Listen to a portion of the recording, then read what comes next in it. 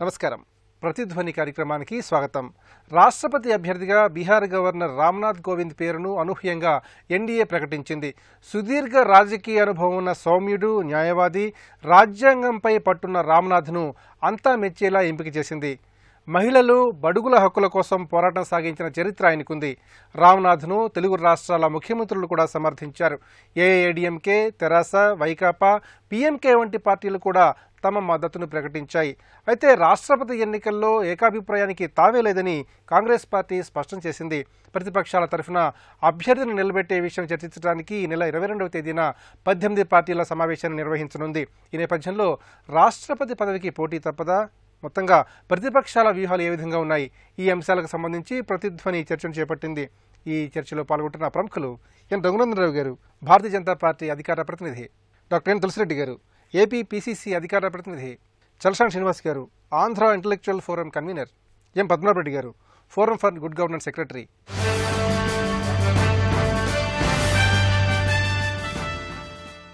రఘునందనరావు గారు, Bihar governor Ramnath కోవింద్ను NDA రాష్ట్రపతి అభ్యర్థిగా అనూహ్యంగా ప్రకటించింది.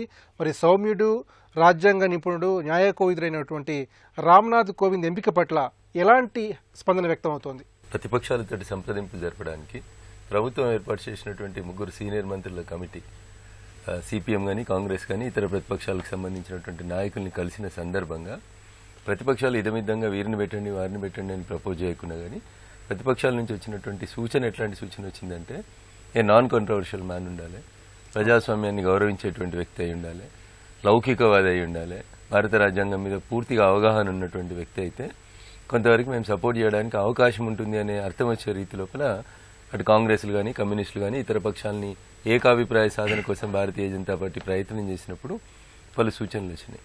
దానికి అనుగుణంగా భారతీయ జనతా పార్టీ తనకు అంతర్గతంగా ఉన్నటువంటి చాలా మంది అభ్యర్థుల విషయం లోపల, తటస్థంగా ఉన్నటువంటి కొంతమంది పెద్దల విషయం లోపల కూడా కొంత Bharatiya Janata party parliamentary party board కొంత డిస్కషన్ జరిగిన తర్వాత సౌమ్యుడు, లౌకికవాది, ఎలాంటి కేసులు లేనటువంటి వ్యక్తి, అందరినీ కలుపుకొని పోయేటువంటి వ్యక్తి, సుదీర్ఘకాలం పాటు సుప్రీంకోర్టులో న్యాయవాదిగా పనిచేసినటువంటి వ్యక్తి, భారత రాజ్యాంగం మీద ఎంతో అవగాహన ఉన్నటువంటి వ్యక్తి, అట్టడుగు సామాజిక వర్గానికి సంబంధించినటువంటి వ్యక్తి, సమస్యలు తెలిసినటువంటి వ్యక్తి, వ్యవసాయ కుటుంబ నేపథ్యం ఉంది, కింది ఏదైతే ఇప్పుడు సమాజం లోపల కాన్ఫ్లిక్ట్ తీసుకొచ్చి భారతీయ జనతా పార్టీని దోషిగా నిలబెట్టడానికి ఇతర పార్టీలు లేదా కొంతమంది కుహానా లౌకికవాదులు చేస్తున్నటువంటి సెక్యులరిజం పేరిట చేస్తున్నటువంటి ఆరోపణలను ఎదుర్కోవడానికి అన్ని రకాలుగా సమర్థుడైనటువంటి ఒక నాయకుడిగా భారతీయ జనతా పార్టీ కోవింద్ గారిని భావించింది. అందుకనే Bharatiya Janata party parliamentary party board ఏకగ్రీవంగా వారి పేరును ప్రతిపాదించింది. Majority of the people, most of the CMs irrespective of parties, వారు నితీషా, లాలువా లేకపోతే ములాయమా ఇట్లాంటి సీనియర్ నాయకులు ఎవరైతే ఈ దేశ రాజకీయాల్లో క్రియాశీల పాత్ర పోషిస్తామని అనుకుంటున్నటువంటి పెద్దలు ఉన్నారో వాళ్ళు కూడా ఎక్కువ మంది వీరి అభ్యర్థిత్వం పట్ల పెద్ద అపోజ్ చేస్తున్నట్టు కనబడతలేదు. డౌన్ ట్రేడన్లో ఉన్నటువంటి భారతీయ జనతా పార్టీ అంటేనే బడుగుల పార్టీ, ఇది బడుగు బలహీన వర్గాలకు సంబంధించినటువంటి పార్టీగా దీన్ని రూపాంతరం చెందించాల్సినటువంటి అవసరం ఉంది.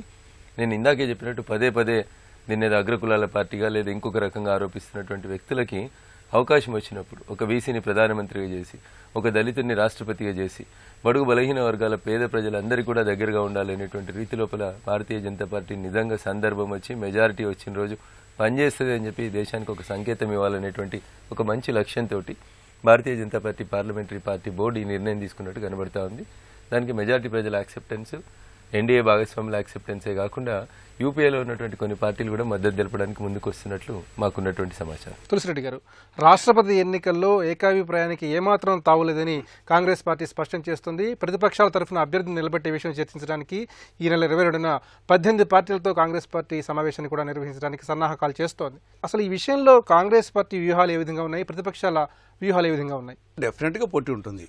ఇప్పుడు 14 సార్లు రాష్ట్రపతి ఎన్నికలు జరిగినాయి. 13 మంది రాష్ట్రపతులు, 14 సార్లు ఎన్నికలు. రాజేంద్ర ప్రసాద్ 2 సార్లు అయినాడు కాబట్టి 13 మంది, 14 సార్లలో 13 సార్లు ఎన్నికలు జరిగినాయి. పోటీ ఉంది. ఓన్లీ ఒక్కసారే నీలం సంజీవ్ రెడ్డి గారు వచ్చేసి ఆయన ఒక్కసారి ఏకగ్రీవంగా ఎన్నికైంది. అప్పుడు కూడా 36 మంది అభ్యర్థులు ఉన్నారు, కానీ వాళ్ళందరూ స్క్రూటినో రిజెక్ట్ అయిపోయినారు. కాబట్టి మనం తీసుకుంటే మొదటి రాష్ట్రపతి స్వాతంత్ర ఉద్యమం తర్వాత వచ్చినటువంటి తొలి రోజుల్లోనే మొదటి రాష్ట్రపతి రాజేంద్ర ప్రసాద్కే ఆ రోజు ఫస్ట్ ఎలక్షన్లో కేటీ షా పోటీ చేశారు. తర్వాత రెండవసారి వచ్చేసి చౌదరి హరిరామ్ పోటీ చేశారు. ప్రఖ్యాత తత్వవేత్త సర్వేపల్లి రాధాకృష్ణన్ గారి కూడా పోటీ జరిగింది. ఆయన మీద చౌదరి హర్రాం పోటీ చేశారు. మరి కేఆర్ నారాయణ గారు, ఆయన దళితుడే, ఆయన మీద వచ్చేసి టిఎన్ శేషన్ పోటీ చేశారు. తర్వాత ఏపీజే అబ్దుల్ కలాం, ఆయన మీద కూడా వచ్చేసి లక్ష్మీ సెగల్ పోటీ చేశారు. మన ప్రణబ్ ముఖర్జీ మీద పిఎస్ సంగ్మా గారు పోటీ చేశారు. రాష్ట్రపతి ఎన్నికలకు పోటీ అనేది అది డెమోక్రటిక్ ప్రాసెస్లో జరుగుతూ ఉంది. ఇది సాంప్రదాయం కంటే ఎక్కువసార్లు నేను చెప్పినట్టు ఒక్కసారే జరిగింది, అది కూడా రిజెక్ట్ అయినాయి. కాబట్టి ఇది ప్రజాస్వామ్యంలో అది పోటీ ఉండడమే దానికి డెమోక్రసీ, లేకుంటే దానికి పెద్ద అర్థం ఉండదు. కాబట్టి డెఫినెట్గా ఎన్నిక జరుగుతుంది. ఇక్కడ ఏమంటున్నారు, దళితుడు కాబట్టి అనేది, అంటే మిగతా వాళ్ళు ఎస్టీలు, బీసీలు, ఓసీలు, మైనార్టీలు, మహిళలు అర్హులు కదా. కాబట్టి ఆ దళిత కాన్సెప్ట్ ఎవరు తెచ్చినా అది కరెక్ట్ కాదు. వచ్చేసి ఆయన అర్హుడా కాదా అనే యాంగిల్లో ఆలోచించవచ్చు. కానీ దళితుడు కాబట్టి అంటే మిగతా వాళ్ళు వచ్చేసి గతంలో మరి కేఆర్ నారాయణ దళితుడు కదా, అప్పుడు పోటీ జరగలేదా?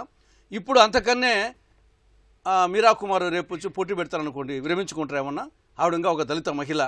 లేదా వచ్చేసి సుశీల్ కుమార్ షిండే, ఆయన గతంలో హోమ్ మినిస్టర్గా పనిచేశారు, నోటెడ్ పర్సను, మరి ఆయన పెడితే విరమించుకుంటారా? ఇంకొకటి, మొన్న ఏదో సంప్రదింపులు జరిపాము. సంప్రదింపులు అనేది ఒక ప్రహసనంగా జరిగింది.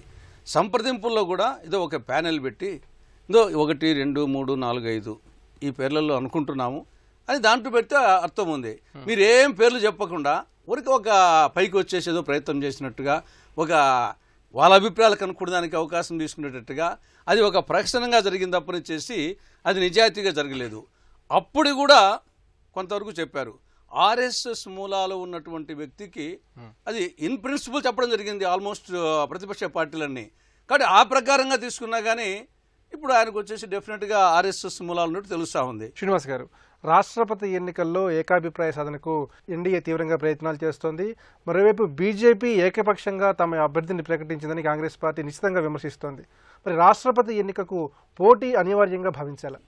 ప్రస్తుత పరిస్థితులు చూస్తే అనివార్యంగానే భావించాలండి. వాళ్ళ బీజేపీ తీసుకున్న నిర్ణయం అనేది బహుముఖంగా మిగతా పార్టీల మీద దాడిని నేను చెప్పను, కానీ చాలా స్ట్రాటజిక్గా తీసుకున్న నిర్ణయం. ఉత్తరప్రదేశ్లో ఒక భీమ్సేన్ అని వచ్చి ఈ విధంగా వస్తున్న నేపథ్యంలో 2 సార్లు ఈయన ఘటంపూర్ నుంచి ఒకసారి, భోగినీపూర్ నుంచి అసెంబ్లీ ఎలక్షన్ కూడా పోటీ చేసి ఓడిపోయిన కోవిద్ గారు.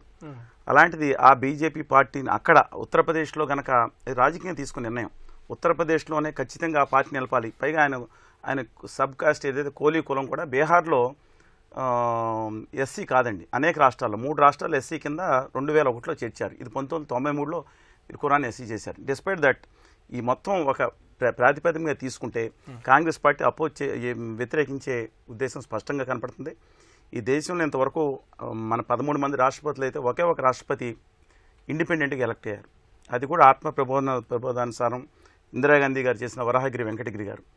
అందువల్ల ఈ నేపథ్యంలో కాంగ్రెస్ పార్టీ మిగతా పక్షాలు ఎందుకంటే చాలా టైట్గా ఉంది పొజిషన్ అక్కడ. ఉత్తరప్రదేశ్లో బహుజన్ సమాజ్ పార్టీ వ్యతిరేకించలేదు, కానీ మీరా కుమార్ గారిని పెడితే వారిని సపోర్ట్ చేయాల్సిన పరిస్థితి ఉంది. స్థానిక అంశాలు తీసుకొచ్చారు. అందువల్ల ఎన్ని పరిగణలోకి తీసుకుంటే మాత్రం కాంగ్రెస్ పార్టీకి అనుకూలంగా ఉండే కొన్ని పక్షాలు మినహా, ఎందుకంటే ఇప్పుడు ఆంధ్రప్రదేశ్ చూసుకుంటే వైఎస్ఆర్ కాంగ్రెస్ పార్టీ కానీ, టీఆర్ఎస్ కానీ, తెలుగుదేశం కానీ 90% ఓట్లన్నీ కూడా బీజేపీకి వెళ్తాయండి. ఈ నేపథ్యంలో తమిళనాడులో కూడా ఏఐడిఎంకే వారసత్వ తగాదాలో కూడా ఎలిపెట్టి ఏదైనా చేసి అక్కడ ఓట్లను తీసుకుంటామని చూస్తూ ఉంది. ఈ మొత్తంలో నెగ్గటం మాత్రం తథ్యం. మన కాబోయే రాష్ట్రపతి కాంగ్రెస్ పార్టీ, వామపక్షాలు 2, ఈ మూడు కూడా ఖచ్చితంగా దీన్ని వ్యతిరేకిస్తాయి. మద్దతు ఇచ్చే మీరా కుమార్ గారా, షిండే గారా మళ్ళీ దళితులనే పెట్టాల్సిన కంపల్షన్ కూడా వాళ్ళు కల్పించారు. అందువల్ల మిగతా పక్షాలు ఆలోచిస్తాయి. శివసేన కూడా కొంచెం అటు ఇటు తీసుకున్నా కానీ ఏకపక్షంగానే ప్రకటించారని చెప్పాలండి. చెరులో గేదెను పెట్టి చేసినట్టు కాంగ్రెస్ పార్టీకి వామపక్షాల దగ్గరికి పంపించి మీరు మద్దతు ఉండంటే అభ్యర్థులు మేము 2-3 అనుకుంటున్నామని చెప్తే బాగుంటుంది. ఊరికినే నామకే వాస్తే అన్న విధంగా వారి దగ్గర తీసుకెళ్ళటం, బయటికి తీసుకురావటం, వీళ్ళు పెడతాం, ఇది కేవలం స్ట్రాటజీతో రాజకీయ నిర్ణయమే తీసుకున్నారు. చాలా బహుముఖంగా ప్రయోజనం ఉండే నిర్ణయం వారికి తీసుకున్నారు. కానీ ఒక దేశానికి ఒక న్యాయకోవిదుడు, రెండోగా దళితుడు కూడా రెండోసారి రాష్ట్రపతిగా రావడానికి ముందుగా మనం హర్షిద్దాం. పద్మారెడ్డి గారు, రాజ్యాంగంపై పట్టు ఉన్న న్యాయ కోవిదులే రాష్ట్రపతి పదవికి అభ్యర్థులుగా ఎన్నికవుతున్నారు. మరి రాజ్యాంగంపై ఎలాంటి సంపూర్ణమైన అవగాహన ఉంటే ఆ పదవికి మరింత ఔన్నత్యం పెరుగుతుంది? ఒక రాష్ట్రపతి కావడానికి ఆర్టికల్ 53, 54 కాన్స్టిట్యూషన్ ఆఫ్ ఇండియా ఏం చెప్తుందంటే భారత పౌరుడు ఉండాలా, 35 సంవత్సరాలు దాటి ఉండాలా, అలాగే ఇటువంటి ఈ పదవులు నిర్వహించకూడదు, అంటే లాభాపేక్షతో. ఈ విధంగా సింపుల్గా చెప్పినారు, any Indian more than 35 years of age ఉంటే అని.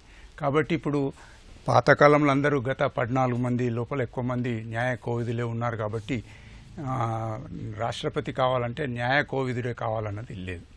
రెండోది, ఇప్పుడు ఏదైతే క్యాండిడేట్ను బీజేపీ వాళ్ళు పెట్టినారో ఆయన సుప్రీంకోర్టులో చాలా కాలం పనిచేసినాడు. అలాగే ఒక రాష్ట్రానికి అధిపతిగా ఉన్నాడు. బీహార్ గవర్నర్ ఒక ఎలివేషన్, దేశానికి ప్రెసిడెంట్ అవుతా, ఒకవేళ ఎన్నుకుంటే దేశానికి ప్రెసిడెంట్ అవుతాడనమాట. సో ఈయనకు క్వాలిఫికేషన్స్ లేవని కాదు.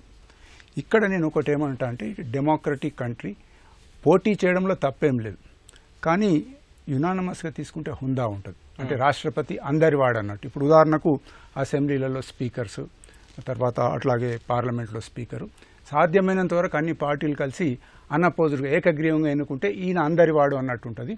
బట్ కాంగ్రెస్కు తెలుసు, యూపీఏకు తెలుసు క్లియర్గా, ఇప్పుడు ఈ యొక్క కొన్ని తటస్థ పార్టీస్ ఉన్నాయి. అంటే దేశం లోపల రూలింగ్ పార్టీ, అపోజిషన్ పార్టీ అని లేదు.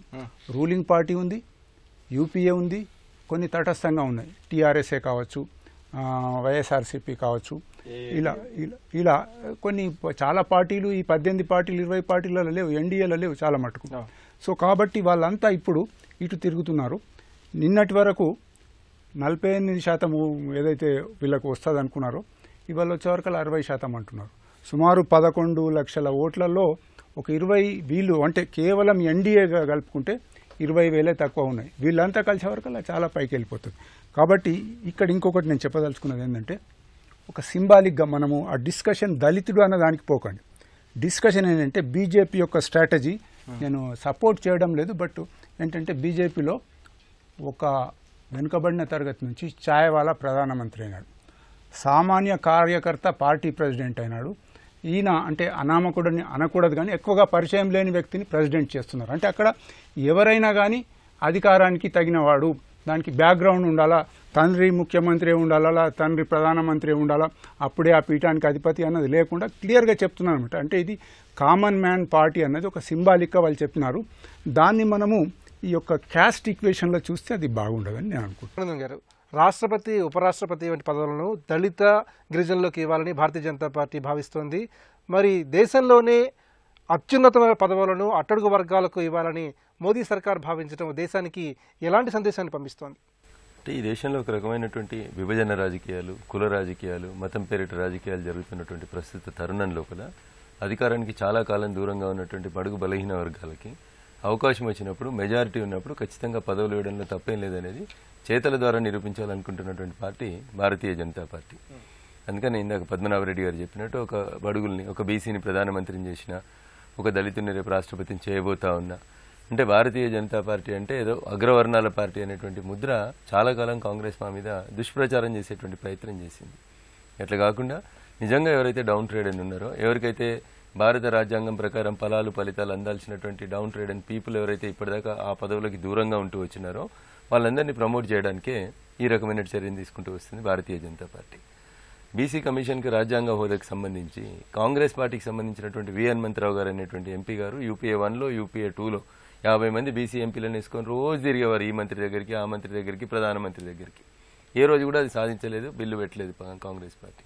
తీరా సందర్భం వచ్చి భారతీయ జనతా పార్టీ పెడితే లోక్సభలో బిల్ పాస్ అయినాక రాజ్యసభకు వచ్చేసరికి కాంగ్రెస్ పార్టీ ఏం చేసింది, దాన్ని సెలెక్ట్ కమిటీకి పంపండి అని చెప్పి మాకు మెజారిటీ లేని చోట గొల్లెం పెట్టేటువంటి కార్యక్రమం చేస్తా ఉన్నారు. అంటే కాంగ్రెస్ ప్రతిదాన్ని రాజకీయం చేస్తా ఉంది. భారతీయ జనతా పార్టీ మాత్రం సందర్భం వచ్చినప్పుడు బీసీలకైనా, దళితులకైనా, గిరిజనులకైనా పూర్తి స్థాయి లోపల న్యాయం చేసేటువంటి పార్టీ ఏదైనా ఉందంటే అది భారతీయ జనతా పార్టీ మాత్రమే అని చెప్పడానికి సందర్భం వచ్చిన ప్రతిసారి కూడా ఆ రకంగానే చేసుకుంటూ వస్తూ ఉన్నాం. దాంట్లో ఎవరికి ఎట్లాంటి డిస్ప్యూట్స్ ఉండాల్సిన అవసరం లేదు. చాలా మంది వ్యక్తిగత విమర్శలు చేస్తూ ఉంటారు, ఈయన అందరికీ పరిచయం లేదని ఒకరు అంటారు, ఇంకా ఎక్స్పోజ్డ్ అయినటువంటి వాళ్ళు కావాలని ఇంకొందరు అంటారు, రకరకాలు ఉంటాయి. నేనేమంటానంటే ఆ కుర్చీకి హుందాతనం వస్తుందా రాదా అనేది బేసికల్గా ఆయన గతంలో నిర్వహించినటువంటి పదవుల్ని గమనిస్తే తెలుస్తూ ఉంది. ఇప్పుడు నరేంద్ర మోడీ గారికి ఈ దేశంలో ఉన్నటువంటి ముఖ్యమంత్రులలో నితీష్ గారు, మమత గారు, అరవింద్ కేజ్రీవాల్ గారు, వీరు ముగ్గురు ప్రథమంగా నరేంద్ర మోడీ గారు తీసుకున్న ప్రతి నిర్ణయాన్ని వ్యతిరేకిస్తారనుకుంటున్న సందర్భంలో ఆ నితీష్ గారు లాంటి రాష్ట్రంలో ఎక్కడైతే మీరు మహాగఠబంధన్ తెచ్చి గోలగోల చేసి అధికారంలోకి వచ్చినటువంటి రాష్ట్రంలో ఎలాంటి గొడవలు లేకుండా రాష్ట్ర ప్రభుత్వం అంత స్మూత్ గా నడవడానికి సహకరించినటువంటి నాన్ కంట్రవర్షియల్ జెంటిల్మెన్ వారు కోవింద్ గారు. అందుకని అట్లాంటి వ్యక్తి రేపు రాష్ట్రపతి అవుతాడు అని అంటే కూడా మిగతా తటస్థంగా ఉన్నటువంటి ఈ దేశంలో తటస్థంగా ఉన్నటువంటి చాలా రాజకీయ పార్టీలు పాజిటివ్గా స్పందించడానికి అవకాశం ఉంది. మరీ ఏం తెలియని వ్యక్తి, రాజకీయాలు కొత్త అసలు అట్లా లేకుండా ఉన్నటువంటి వ్యక్తి కాదు. చిన్న వయసులోనే వారికి ఈ was actually selected for UPPSC. ఐఏఎస్కి సెలెక్ట్ కాలేక ఐఎఫ్ఎస్కి ఐఆర్ఎస్కి సెలెక్ట్ అయితే వద్దనుకొని వకాలతిని కంటిన్యూ చేసినటువంటి మేధావి. చిన్న వయసులోనే మొరార్జీ దేశాయ్ నాటి ప్రధానికి ప్రైవేట్ సెక్రటరీగా చేసినటువంటి వ్యక్తి. సో ఆయనకి పొలిటికల్ అవగాహన ఉంది, సమాజంలో ఉన్నటువంటి సమస్యలు మెండుగా తెలిసినటువంటి వ్యక్తి. ఏ డౌన్ ట్రేడ్ అండ్ పీపుల్కి అయితే భారత రాజ్యాంగం ఫలాలు అందించాలో వాళ్ళ సమస్యలు ఏందనే తెలిసినటువంటి వ్యక్తి. ఏ రైతన్నల కోసం, ఏ వ్యవసాయం కోసం మనం అంతా మాట్లాడుతున్నామో ఆ కుటుంబాల నుంచి వచ్చినటువంటి వ్యక్తి. So you can address the issues more better when compared with other candidates అనేటువంటి ఒక లక్షణంతో ఎలాంటి రాజకీయ వారసత్వం లేకపోయినప్పటికీ కూడా ఈ దేశ ప్రథమ పౌరుడుగా ఒక చిన్న కుటుంబం నుంచి వచ్చినటువంటి వ్యక్తిని ఎంపిక చేసి భారతీయ జనతా పార్టీ, నేను ఇందాకే చెప్పినట్టు బడుగు బలహీన వర్గాల పార్టీగా ఖచ్చితంగా పేద ప్రజల సంక్షేమం కోసమే పనిచేస్తుందని చెప్పడానికి తనకున్నటువంటి ప్రతి అవకాశాన్ని కూడా భారతీయ జనతా పార్టీ సద్వినియోగం చేసుకోవాలనుకుంటుంది. తులసిరెడ్డి గారు, ఎలక్టోరల్ కాలేజీలో ఎన్డీఏకి, ఎన్డీఏ మిత్రపక్షాలకి కలిపి దాదాపు 60% పైగానే ఓట్లున్నాయి.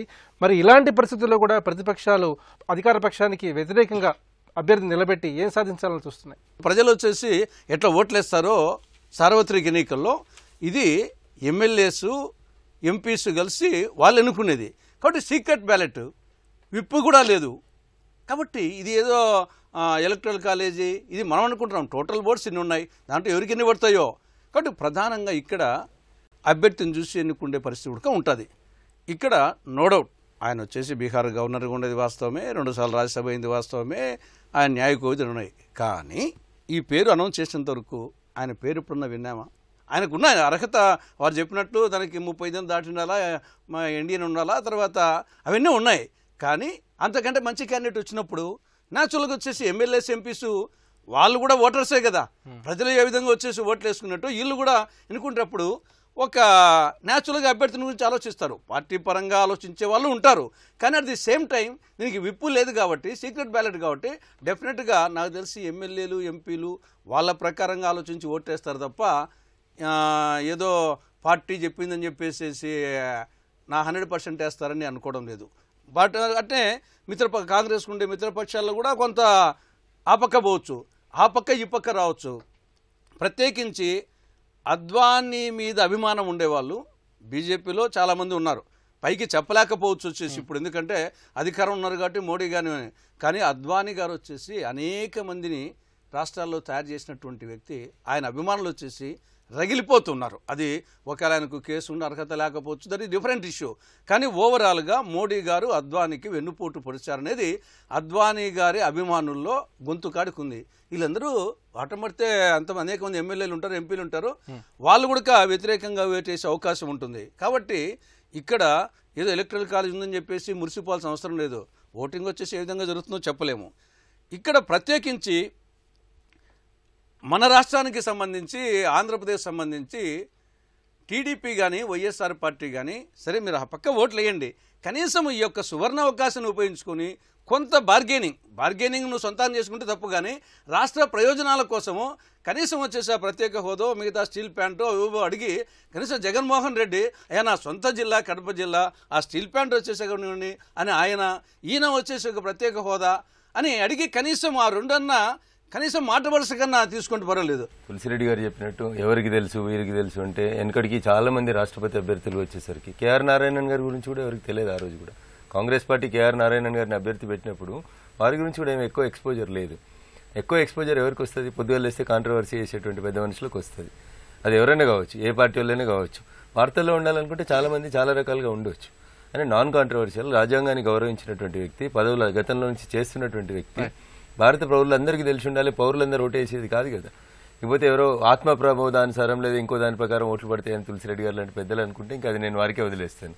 అట్లా ఎప్పుడు జరగలేదు, ఏదో ఒక సందర్భంలో జరిగింది. అప్పుడు ఏం జరిగింది వివి గారి పరిస్థితి అనేది ప్రపంచం అంతా తెలిసినటువంటి అంశం. శ్రీనివాస్ గారు, రాష్ట్రపతి ఎన్నిక రహస్య బ్యాలెట్ పద్ధతులు నిర్వహిస్తారు. పార్టీలకు ఈ విషయంలో విప్ జారీ చేసే అవకాశం కూడా లేదు.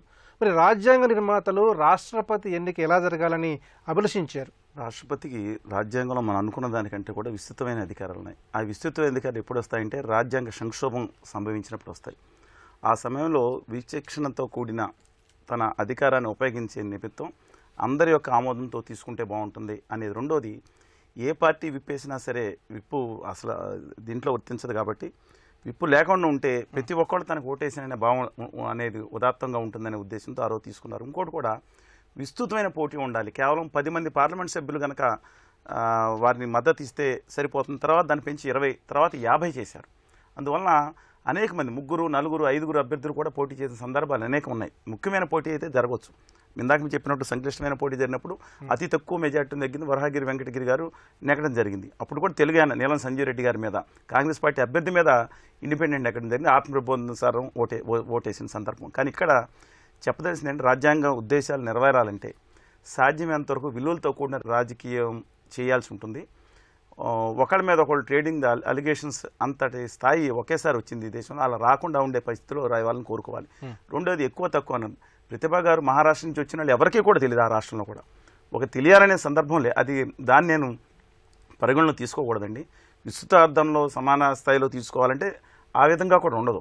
ఎందుకంటానంటే ఇప్పుడు మీరా కుమార్ గారు అంటే జగజ్జీవన్ రామ్ గారి వారసులు, వారిని పెట్టుకోవచ్చు, ఇంకొకళ్ళు పెట్టుకోవచ్చు. కానీ ఈయన మీద నాన్ కాంట్రవర్షియల్ ఎప్పుడైతే బీహార్ గవర్నర్గా వేసిన వెంటనే మీరు కులానికి లాభం చేస్తున్నారా అన్న నితీష్ కుమార్ గారు లేదు ఈయన అడ్మినిస్ట్రేటివ్ స్కిల్స్ చూపించారు. స్పష్టంగా అన్ని పత్రికలు కూడా వచ్చింది. చూపించారనే విధంగా తీసుకుంటే అది పాజిటివ్గా తీసుకోవచ్చు. రాజ్యాంగ నిర్మాత ఉద్దేశాలు ఏదైతే ఉన్నాయో రాజ్యాంగం రాసినప్పుడు ఆ ఉద్దేశాలను కాపాడాలని దాన్ని మనసులో పెట్టుకుని వెళ్ళినప్పుడే ఆనాటి ఉద్దేశాలు నెరవేర్తారు. పద్మారెడ్డి గారు, మిగతా సమయాల్లో కన్నా రాజ్యాంగ సంక్షోభ సమయంలోనే రాష్ట్రపతి క్రియాశీలకంగా వ్యవహరించాల్సిన అవసరం ఏర్పడుతుంది. మరి రాజ్యాంగ పరిరక్షకుడిగా రాష్ట్రపతికి ఎలాంటి విశేషమైన అధికారాలు ఉన్నాయి? రాజకీయ పార్టీలు రాష్ట్రపతి తమ వ్యక్తి ఉండాలా అంటే తమకు అనుగుణంగా ఉండాలని ఎందుకు అనుకుంటారంటే ఎన్నికల సమయంలో బోటాబోటిగా మెజారిటీ ఉన్నా లేకుంటే మెజారిటీ లేకున్నా ఇతరుల మద్దతు కలుపుకొని ప్రభుత్వాన్ని ఏర్పాటు చేయాలన్నా అప్పుడు రాష్ట్రపతి నిర్ణయం చాలా కీలకంగా ఉంటుంది. కాబట్టి ఇప్పుడు 2019లో ఎలక్షన్స్ వస్తున్నాయి. బీజేపీ యాజ్ ఏ పార్టీ తప్పకుండా అనుకుంటుంది మా పార్టీ నుంచి ఉండాలని. దాంట్లో తప్పేం లేదు. ఇంకోటి వీళ్ళు చేసిన సిస్టమ్ ఎలా ఉందంటే బీజేపీ వాళ్ళు ఫస్ట్ కాన్సెన్సస్ కోసం పొలిటికల్ పార్టీస్ మాట్లాడినారు. కాకపోతే తులసిరెడ్డి గారు అన్నట్టు ఒక ప్యానెల్ పెట్టి అడిగి ఉంటే బాగుండేదని అదంతా బయటకు వచ్చేస్తుంది. పేపర్లలో అందరికీ ఎంబ్రేస్మెంట్ ఉంటుంది ప్యానెల్ అంటే. కాకపోతే బ్రాడ్ ఐడియాస్ తీసుకున్నారు. మన దేశానికి ఎటువంటి రాష్ట్రపతిని తీసుకోవాలి. ఇప్పుడు మన తెలంగాణ సీఎం చెప్పినాడు ఒక దళితుడు ఉంటే బాగుంటుంది అన్నాడు. ఇట్లా రకరకాలుగా చాలామంది ఐడియాస్ చెప్పినారు. అవన్నిటిని క్రోడీకరించుకొని మొదలు పార్టీలో డిస్కస్ చేసినారు సీనియర్ మెంబర్స్తో. తర్వాత ఎన్డీఏ మిత్రపక్షాలతో చేసినారు. ఒక స్మూత్గా ప్రాసెస్ అయితే చేసినారు. అండ్ బీజేపీకి అధికారం ఉంది, మాకు మెజారిటీ ఉంది, మిత్రపక్షాలు ఉన్నాయి, మేము నిలబెడతామని వాళ్ళు ఏ క్యాండిడేట్ని నిలబెట్టండి. బట్ క్యాండిడేట్ యొక్క సామాజిక వర్గాన్ని తీసుకొని మీరు ఓట్ల కోసం చేసిందనడం మాత్రం అది రాజకీయంగా మంచి పద్ధతి కాదు. కాకపోతే క్యాండిడేట్ యొక్క క్వాలిటీస్ ఏమన్నా లేకుంటే అది మాట్లాడండి. కానీ క్యాండిడేట్ యొక్క కులాన్ని దాన్ని పెట్టుకొని మాట్లాడడం అది వి షుడ్ అబౌవ్ దట్ ఉండాల్సిన అవసరం ఉంది. ఎందుకంటే పోస్ట్ పెద్దది. రాష్ట్రపతి ఏదో ఎమ్మెల్యేది ఎమ్మెల్సీది అంటే ఏదో మాట్లాడారంటే పోతుందన్నమాట. సో ఇప్పుడు నేను అనుకోవడం ఏంటంటే ఇండియన్ కాన్స్టిట్యూషన్లో క్లియర్గా ఉండదు రాష్ట్రపతికి విస్తృత అధికారాలు ఉన్నాయి. కానీ గవర్నమెంట్ తీసుకున్న డిసిషన్స్ మీద ఆయన అడ్డం చెప్పడానికి లేదు. తర్వాత is guided by the advice of the council of ministers. అట్లానే కానీ నన్ను రాష్ట్రపతిని అని చెప్పడానికి లేదు. ఇది మన గమ్మత్తుగా రాజ్యాంగం ఎట్లుందంటే వెస్ట్ మినిస్టర్ సిస్టమ్ అంటారు. అంటే బ్రిటన్ మాదిరిగా అనుకోండి. బ్రిటన్లో రాణికి ఎటువంటి అధికారాలు లేవు. కాన్స్టిట్యూషన్ ఈజ్ మన ప్రధానమంత్రి ప్రౌడ్. ఇక్కడ అట్లా లేదు. కొన్ని అధికారాలు రాష్ట్రపతికి కూడా ఇచ్చినారు. అంటే కొన్ని ఇచ్చినారు అంటే ఎమర్జెన్సీ లోపల రాష్ట్రపతి చేసుకోవచ్చు. అండ్ ఈ supreme commander of the armed forces అది కూడా ఉంది. సో నేను అనుకోవడం ఏంటంటే ఏదన్నా అనుకోని సంఘటన జరిగి వార్ జరిగి ఏదో ఇటువంటి జరిగినప్పుడు రాష్ట్రపతి యొక్క రోల్ కీలకమవుతుంది. లేదా రాజకీయ పార్టీలు ప్రజలు ఏ పార్టీకి గిట్ట అధికారం మెజారిటీ ఇయ్యని పక్షంలో రాష్ట్రపతి కీలకమవుతాడు. లేని సందర్భాల్లో స్మూత్గానే వెళ్ళిపోతుంది. రాష్ట్రపతి ఎన్నిక ఏకగ్రీవమైన పోటీ అనివార్యమైన రామ్నాథ్ గెలుపు ఖాయంగా కనిపిస్తోంది. మొత్తం ఎలక్టోరల్ కాలేజీలో దాదాపు 60% ఓట్లు ఎన్డీఏకు అనుకూలంగా ఉన్నాయి. మొత్తం మీద 14వ రాష్ట్రపతి ఎవరనేది జూలై 25వ తేదీన తేలిపోతుంది. ఇది నేటి ప్రతిధ్వని. నమస్కారం.